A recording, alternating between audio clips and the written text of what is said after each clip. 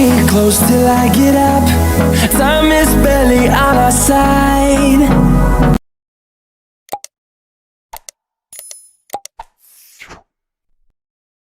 Sveti Josip Čafaso rođen je 15. siječnja 1811. u Castelnovu d'Asti, današnjem Don Boscu, u talijanskom Piemontu, u skromnoj kršćanskoj obitelji seljaka. Njegovi roditelji odgojili su ga u čvrstoj vjeri, a iako je bio krhkog tijela, energija i bistrina bile su očite u njegovu pogledu. Iako su ga zbog malena stasa i grbe često zadirkivali, Josip je na sve odgovarao ljubaznošću, što je kasnije osvojilo srca njegovih prijatelja. Završivši osnovnu školu u Šjeriju, nastavio je obrazovanje u sjemeništu, te je 1833. godine postao svećenik u Torinu.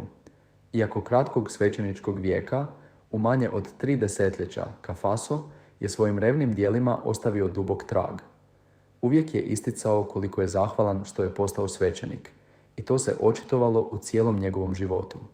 Nakon rođenja posvetio se studiju moralne teologije pod vodstvom uglednog Luigija Guale, a istovremeno se posvetio radu s mladima i zatvorenicima. Godinama kasnije naslijedio je svog učitelja kao profesor moralne teologije. Podučavajući, naglašavao je ljepotu Božjeg milosrđa i kreposti, te je u svojim učenicima, osim znanja, poticao ljubav prema ljudima, čime je stvarao moral temeljen na ljubavi, a ne na strahu. Cafaso je svoje teološko znanje primjenjivao u praksi, dijeleći sakrament pokore i posjećujući bolesne, umiruće i zatvorenike.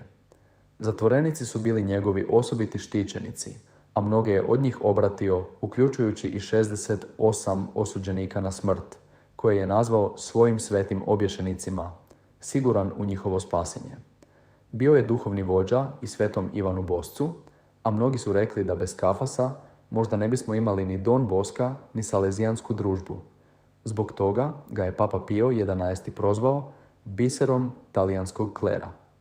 Godine 1848. preuzeo je upravljanje svećeničkim konviktom, te sav svoj imetak koristio za pomoć siromasima, zatvorenicima i obrazovanje mladih svećeničkih kandidata. Također, nastavio je s duhovnim vježbama koje je započeo njegov učitelj, obnovivši svetište Svetog Ignacija u brdima Lanzo Torinese. Iako vrijedan crkvenih priznanja, Cafaso ih je odbijao, želeći ostati ponizan svećenik. Umoran od rada i pokore, preminuo je 1860. godine u dobi od 49 godina. Don Bosco je povodom njegove smrti napisao: uzor svećeničkog života, odličan učitelj klera, otac siromaha, savjetnik dvojbenika, tješitelj bolesnika, potporanj zatvorenika, spasenje osuđenika na vješala, prijatelj sviju, veliki dobrotvor čovječanstva.